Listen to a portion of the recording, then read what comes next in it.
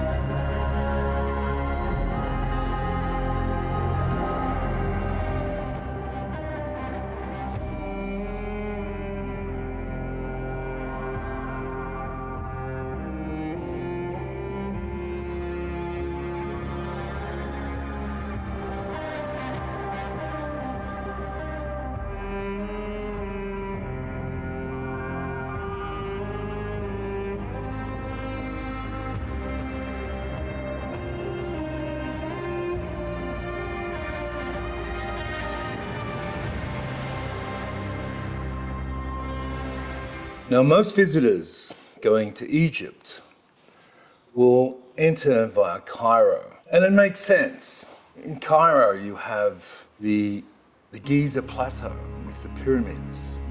You have the Sphinx. You have the incredible Egyptian museum. You have the Nile, and all of Cairo. It's the obvious place to start.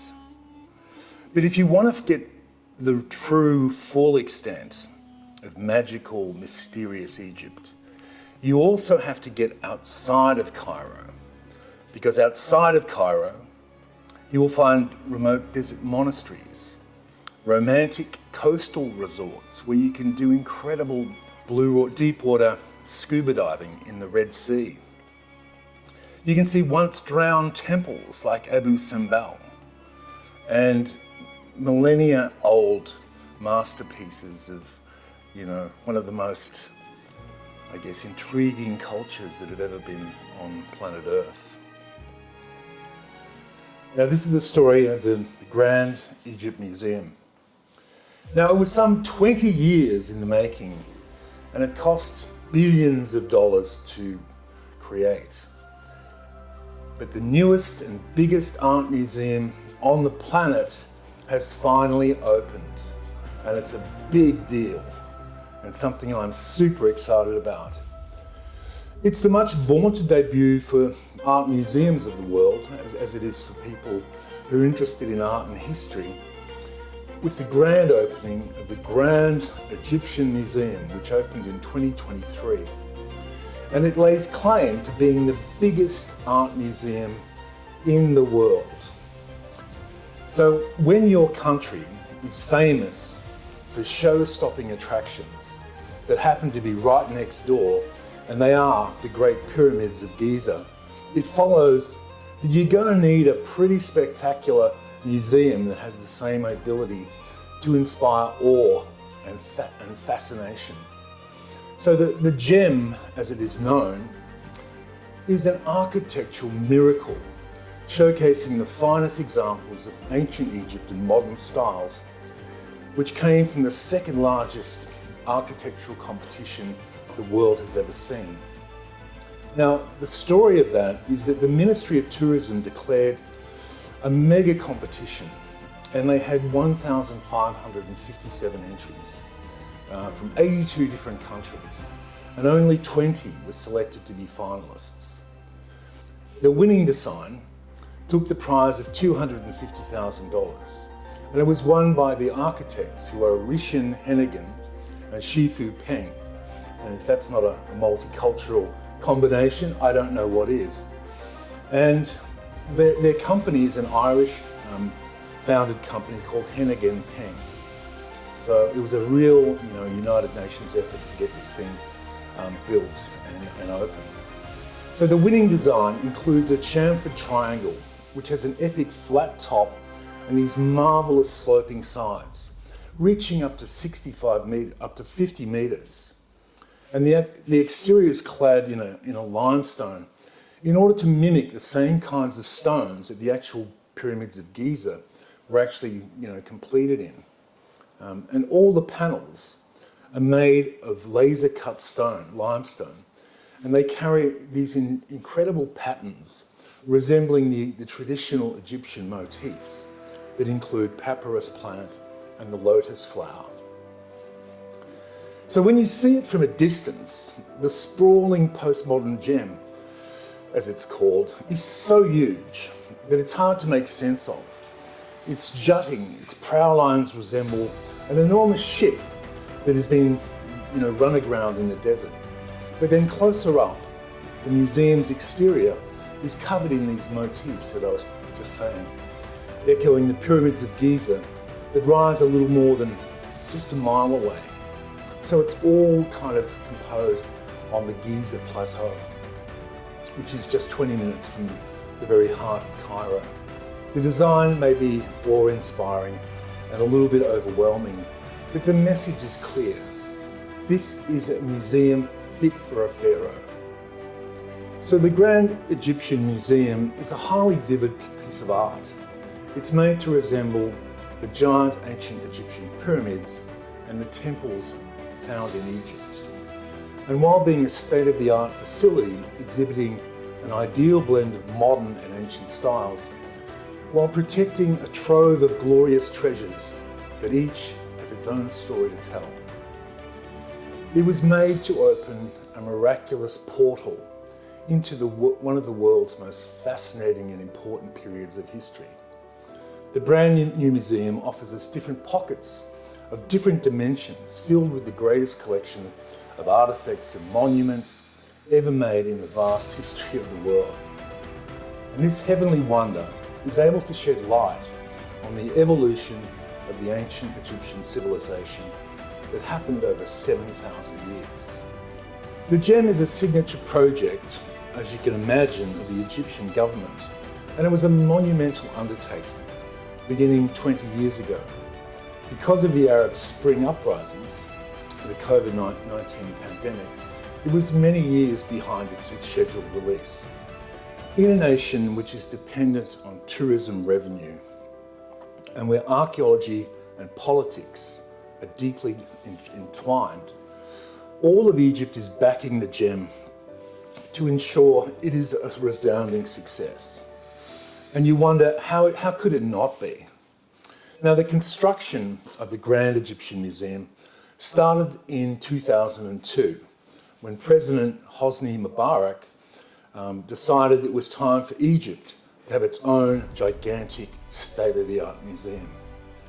The dream started to take place when the foundation stone was laid the same year, and the statue of Ramses II was moved from Ramses Square in Cairo to the Giza Pyramids Plateau in 2006, and then to the Gem Atrium in 2018. A funding campaign began in 2007 to raise $1 billion for the museum. And it took place by securing $300 million from the Japan Bank for international cooperation, $147 million taken from the Egyptian government, and the rest was gathered from many international organisations and numerous private donations. The construction started in 2008 through earth moving, and the entire tendering process was completed in 2013.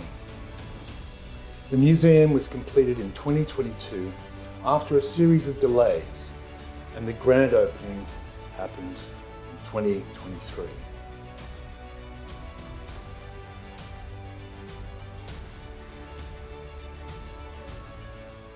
Now, the opening of the Grand Egyptian Museum does not mean the closure of the previously famous Cairo or Egyptian Museum that I've been to before.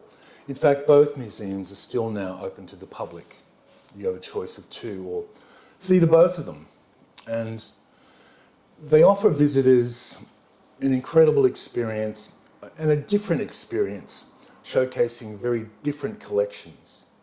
The Cairo Museum is located in the heart of Cairo and is home to an extensive collection of Egyptian antiquities, including many famous artifacts from ancient Egypt. And among the highlights of the Cairo Museum are the treasures of King Tutankhamun, including his famous golden mask, as well as countless other artifacts from the Old Kingdom, the Middle Kingdom, and the New Kingdom periods. The gem, on the other hand, being a brand new museum, constructed near the Giza Pyramids, about 20 kilometres from downtown Cairo, is said to be the largest museum in the world, even bigger than the Louvre in Paris. And the gem, as well as its antiquities and relics, offers state-of-the-art technology and interactive exhibits designed to provide visitors with a very unique and immersive experience. And while the Cairo Museum will continue to be an important destination for visitors to Egypt, the gem is expected to become the new centrepiece of Egypt's cultural tourism industry. And the two museums will complement each other, with the Cairo Museum being a more traditional museum experience and the gem providing a more modern and interactive experience. And together they will offer visitors a comprehensive look at the fascinating history of Egypt's rich cultural past.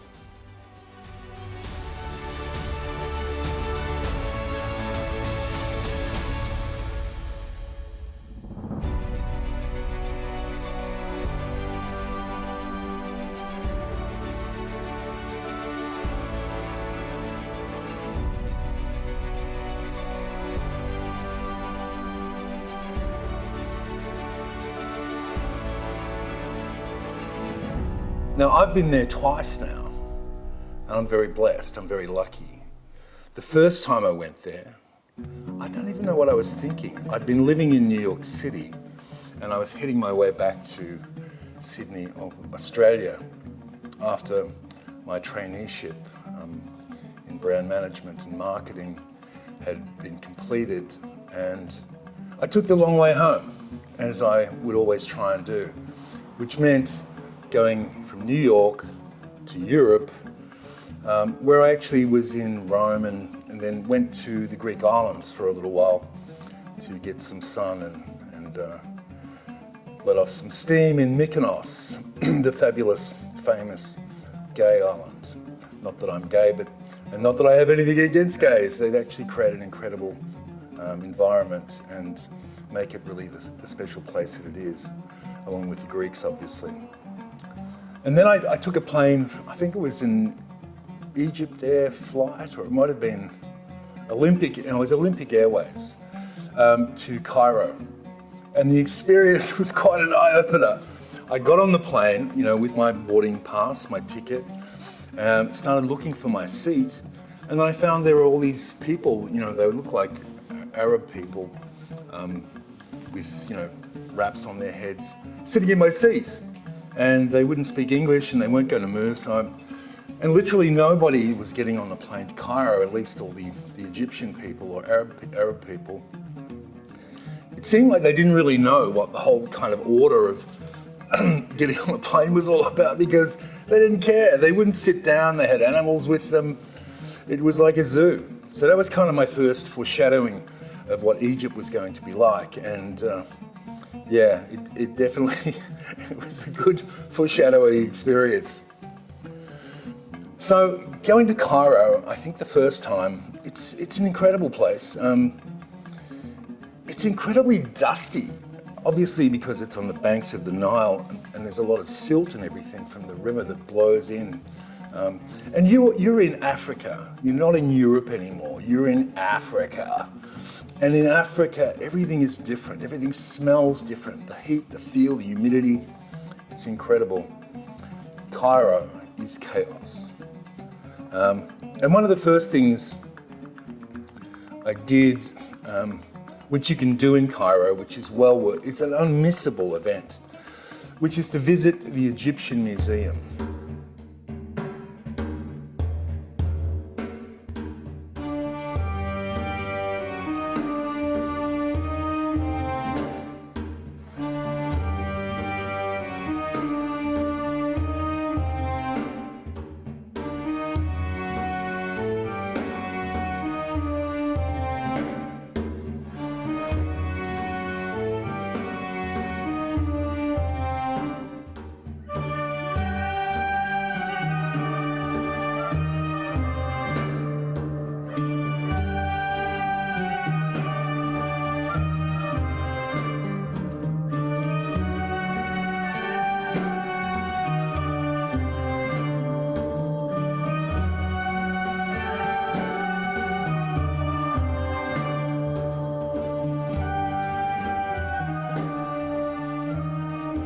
Now, the Egyptian Museum, I mean, the Louvre has incredible Egyptian relics and things. So does the Met in New York City.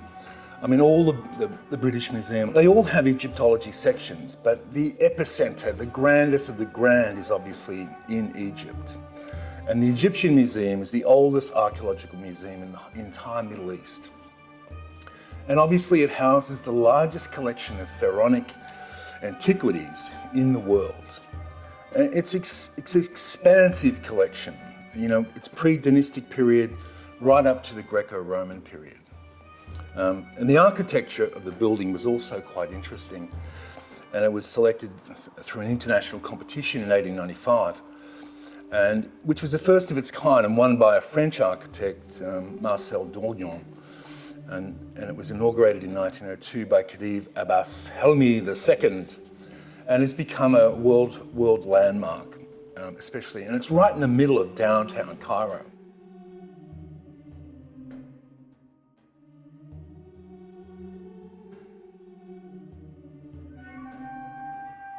You can't miss it. It's almost like going back and seeing exactly what was back in ancient times.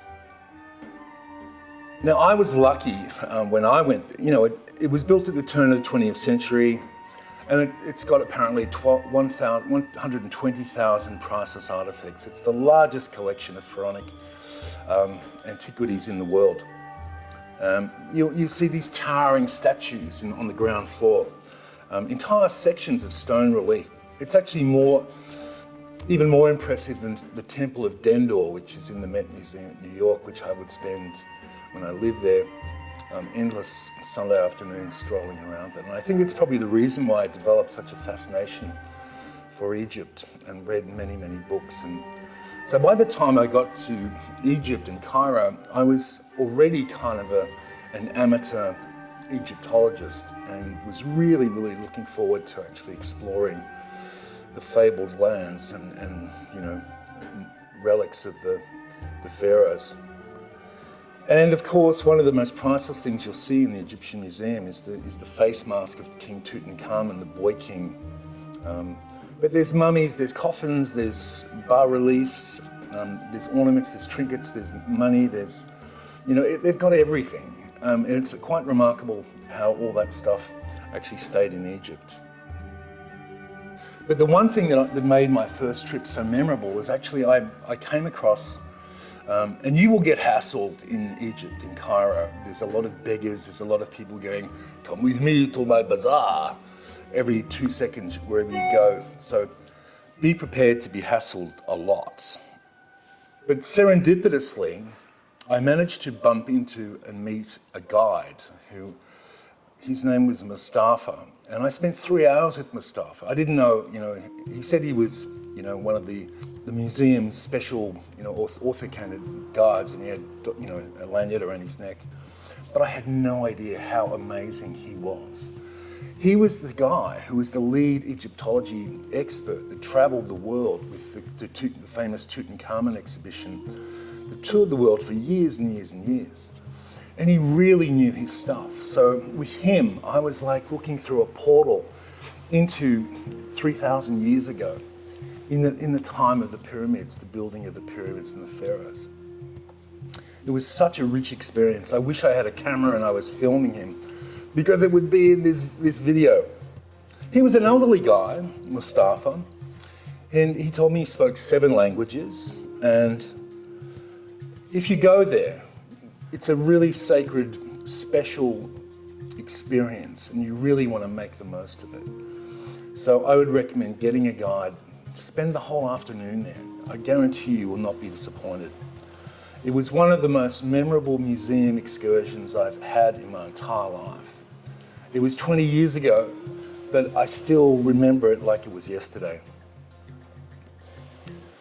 And within the museum's collection, there's an unrivaled, there's the complete burials of Yuya and Thuya, Puzans, the treasures of Tanis, the Nama palette commemorating unification of Upper and Lower Egypt under one king, 120,000 architects, and it has some splendid statues of the great kings Khufu, Khafre, Menkaure, and the builders of the pyramids at the Giza Plateau.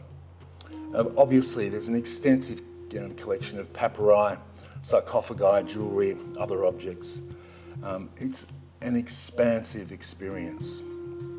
So when you're in Cairo, or when you're first in Egypt, in Cairo, the first thing you have to do, probably the most sensible and logical thing to do, is to plan a day going to the Giza Plateau, which is where the pyramids and the Sphinx are.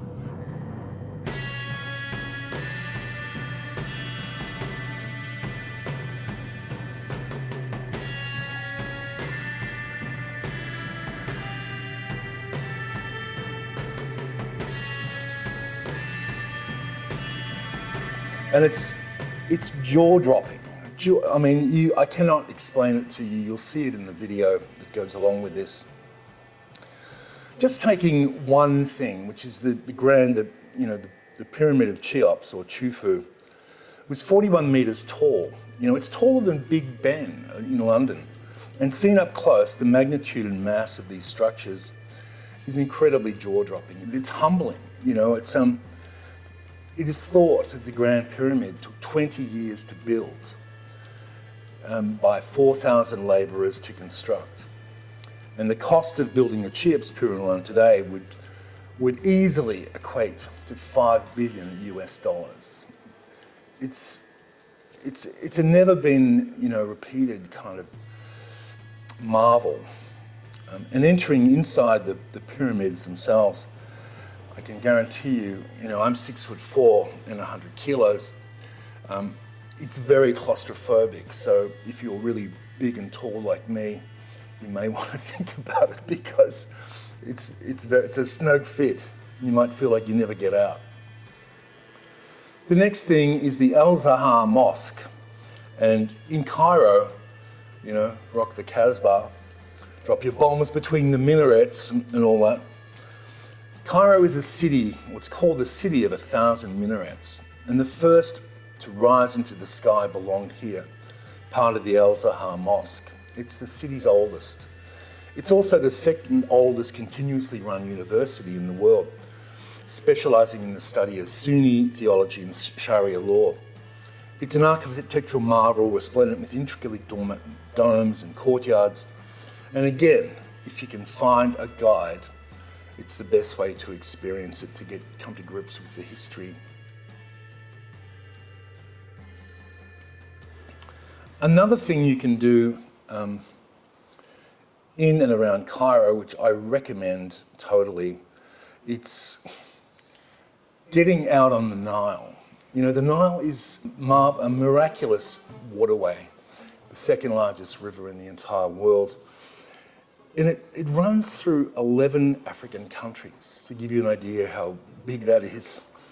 It's seemingly endless, and it was instrumental in the formation of the Egyptian civilization, because the layers of silt that were carried downstream and deposited on the banks made the whole river area a great place for growing crops.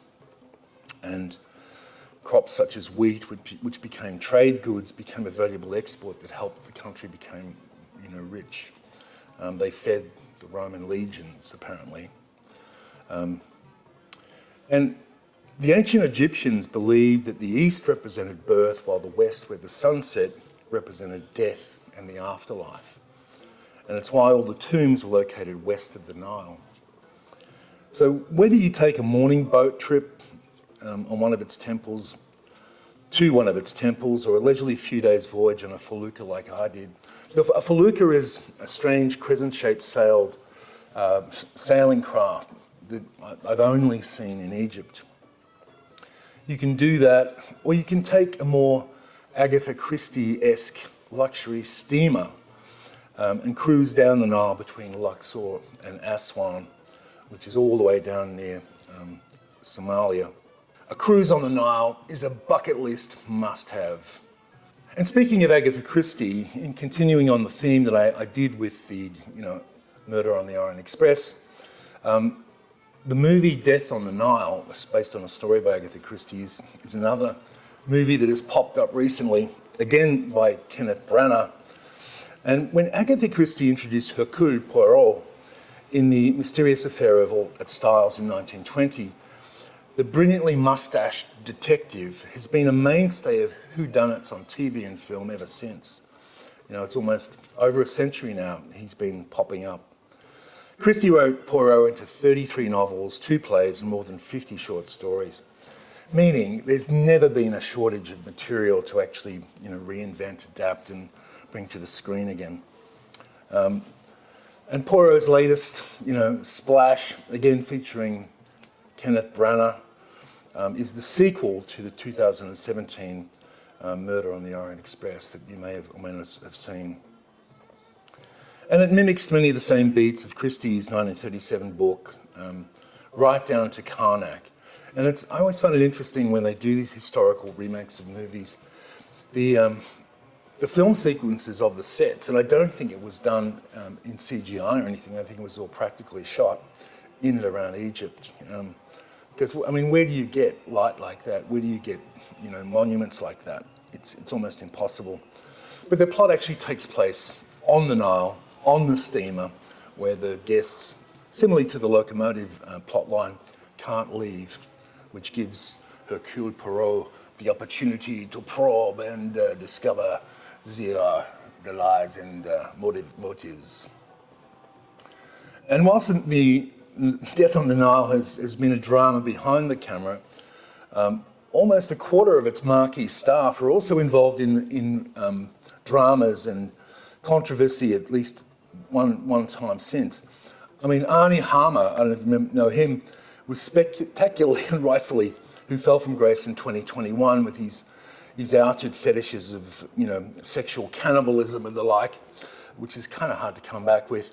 Plus all these weird text messages, how he was cheating on his wife with multiple women, and had definitely some unsavoury kind of personal tastes in fetish and what he did to women. Maybe it should have been called Death on the Nile, Drama on the Set. Now, going outside of Cairo, which is a must-do, one thing I guarantee you must do when you go to Egypt is the Valley of the Kings. It's where all the major, you know, tombs and everything were actually discovered. And it's probably it's Indiana Jones's, you know, setting, everything, and it's probably the most evocative Egyptian site you'll see, because all of the lore of undiscovered tombs piled with riches and mummies' curses and tomb raiders, it all happened there. That's where they found the tomb of Tutankhamun in the 1920s, and it's still a site of ongoing excavations, exploration and conservation for archaeologists. So you can get to Luxor by the Nile on a boat, or you can go by road. I think you can even fly too. And it's a place of scorched earth. You're in the Sahara Desert, and you'll feel 1,000,000 miles from any kind of civilization there. And it's crazy when you swallow the whole as you descend into the preserved tombs and the decorative reliefs.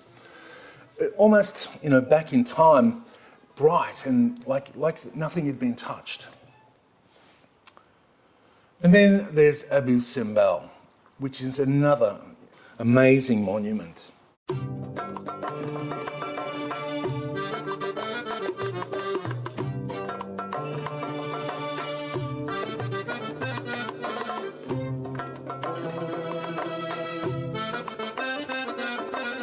It sits on the banks of Lake Nasser, and it's easily one of Egypt's most striking monuments. I mean, it's on a par with the pyramids. The twin temples of Abu Simbel were built by Ramses II over 3,000 years ago. And to say they've stood the test of time is an understatement. It's even more fascinating when you learn that they actually moved the temple. That's right, they pulled it down block by block, then removed it because of the Aswan Dam construction, where it would have been underwater. Now, Abu Simbel is 300 kilometres south of Aswan, just 20 kilometres north of the Sudan border. And it sits on the western bank of Lake Nasser in a region called Nubia. You know, Nubia is a large region along the Nile that spans southern Egypt and northern Sudan. where the Nubians came from. The great temple of Abu Simbel is dedicated to the god Amun-Ra, and you would have seen him in all those mummy movies. Ra, Hakati and Ptah. And it was erected to demonstrate the might of the Egyptian empire and the eternal godlike glorification of Ramses II. The two temples took 20 years to build and were completed in 1244 BC. And over time, the temples were forgotten and slowly covered with sand. And it was in 1813 that Jean-Louis Burckhardt rediscovered the temple. He rediscovered its entrance and finding the top frieze of the great temple. 4 years later, Giovanni Battista Belzoni managed to remove some of the sand and actually find the entrance into the temple. But when the sand was cleared away, it became a great tourist attraction, attracting visitors even to the end of the 19th century. But with the construction of the high Aswan Dam, the rising water levels threatened to flood the temples of Abu Simbel. So in the 1960s, the entire temple complex was dismantled and moved to higher ground. It took the combined effort of over 50 countries and 5 years of work to save the temples. When you stand in front of the temple and when you go inside it, it's hard to imagine that the god complex was actually in a different location and it was moved.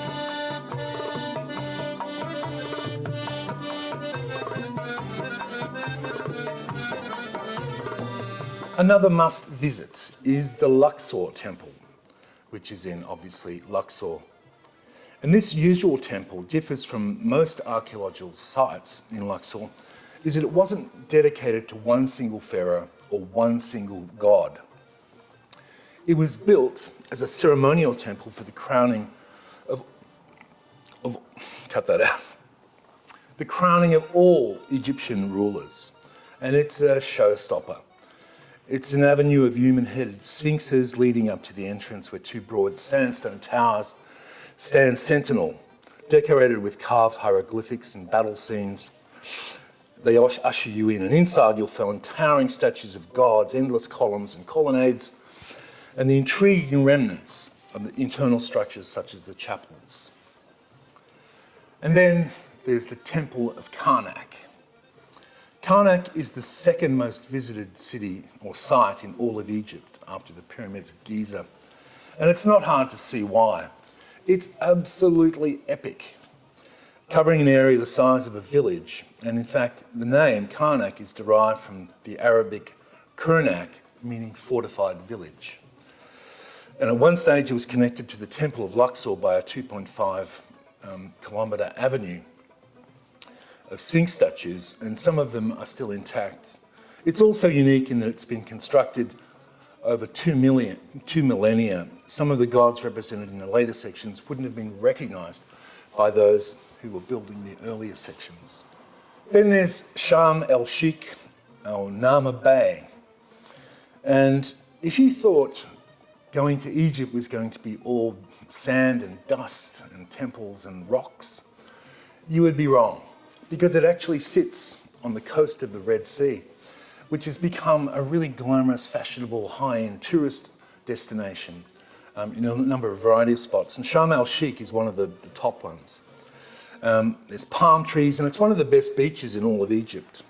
Golden sand, clear waters, lots of sun, and amazingly crystal clear Red Sea water, which I actually scuba dived in at Hurghada when I was there. And it's chock full of marine life. It's extraordinary. And then there is the Temple of Philae. And it seems unthinkable now that we could be so reckless to knowingly flood an Egyptian and Roman buildings, especially those with such incredibly historically important artwork. But that's exactly what happened when at the turn of the 19th century, the Aswan Low Dam was built, raising the water level of Lake Nasser, and it submerged the island of Philae with its ancient temple complex. In the 1960s, after more than a century of water damage, it was decided to move the entire temple complex brick by brick to the higher nearby island of Al-Gilkia, where it stands today. it's definitely worth seeing.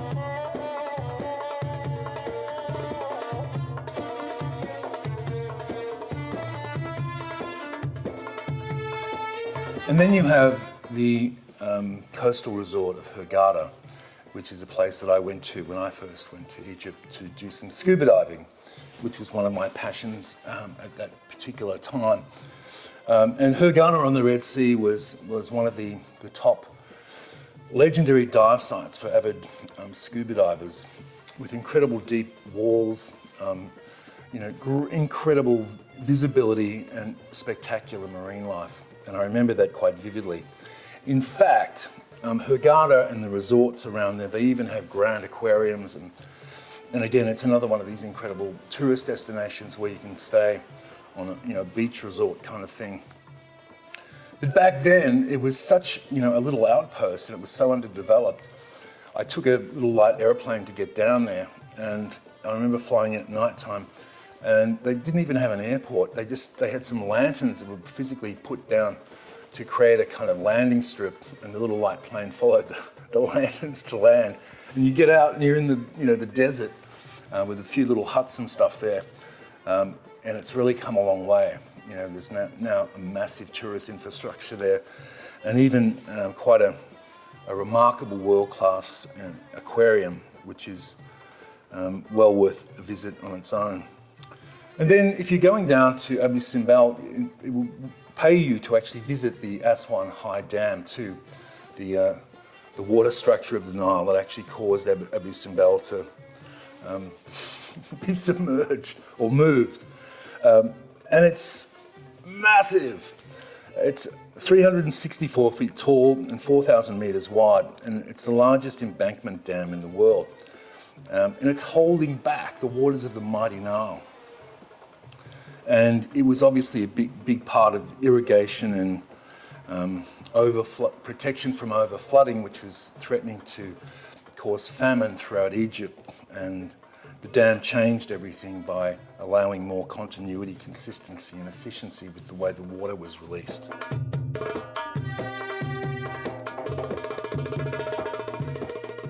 Another great thing outside of Cairo is the Temple of Hatshepsut. And this is another massive, it emerges from these towering jagged cliffs at Deir el-Bahari. The temple has a crispness and a symmetry to it that belies its antiquity. It's kind of like the Pantheon. You kind of wonder how these ancient builders came up with such an incredibly beautiful marvel. And it's built 3,000 years ago. And in the intervening period, the temple was reduced to rubble by, weather, earthquakes, and deliberate destruction.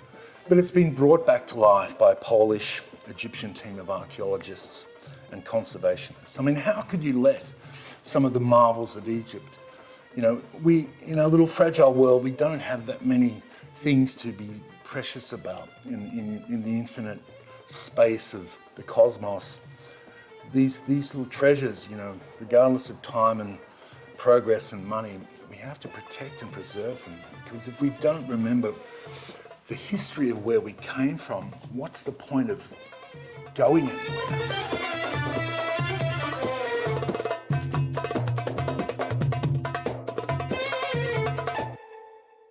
And then lastly,